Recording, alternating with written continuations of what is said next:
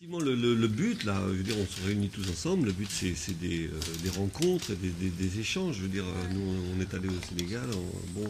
On a vu Mariam, on l'a fait venir ici. Donc voilà, le but, c'est qu'on partage tout ça, qu'on puisse voir les spectacles de chacun. Donc Mata, donc tu joues à 18h45, c'est ça. Fanfine et Lulu à 11h, vous l'avez vu. Marie Sona qui joue donc à 22h30 avec Thierry Samikier dans une pièce qui s'appelle Ta gueule, je t'aime. Donc ça, ce serait bien que les Africains aillent le voir, parce que c'est une pièce qu'on peut faire venir au Sénégal aussi, dans le cadre du Festival de l'humour. Tu l'as vu, Mata, non ? Oui, on l'a vu. C'est très bien, c'est très sympa. Donc voilà, l'idée, c'est que tous ceux qui sont là, on vous engage tous. Tout le monde s'engage les uns les autres. Voilà. Et je vous remercie en tout cas beaucoup d'être venus, tous là. Et puis j'aimerais bien qu'on termine en musique avec Robas qui nous joue un petit peu de... Est-ce que vous nous parlez de Francine et Lulu quand même? Est-ce que vous pouvez nous dire quelques mots? Comment vous avez eu l'idée de cette pièce-là? Parce que c'est aussi un travail de clown entre guillemets, parce que c'est pas des carrioles, c'est pas des grimaces, c'est de la poésie, c'est du mime.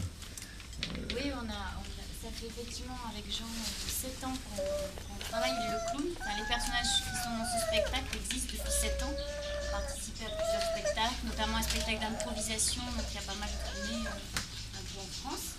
Et puis on a eu envie, comme c'est des personnages qui nous collent à la peau et qu'on a depuis longtemps, on a eu envie de remonter quelque chose écrit cette fois-ci, écrit de A à Z. Et on a rencontré effectivement Roba, qui est Congo, qui est musicien, comédien, danseur, chanteur, tout.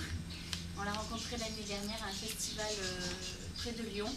Et on a vraiment accroché avec le feeling qu'il a tout de suite eu avec les clowns. C'était pas facile du tout d'être un personnage neutre face à un personnage clown qui grandit tout et grossit tout.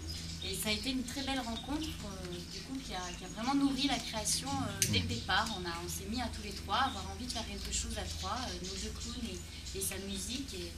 Et du coup, on a réussi comme ça à créer en plusieurs mois cette année, puisque là c'était la création, c'est les premières fois que ça a été joué sur Avignon.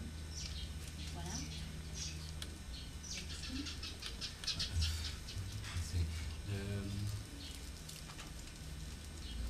Je pense que notre conception du théâtre, c'est que ça devrait être comme une musique.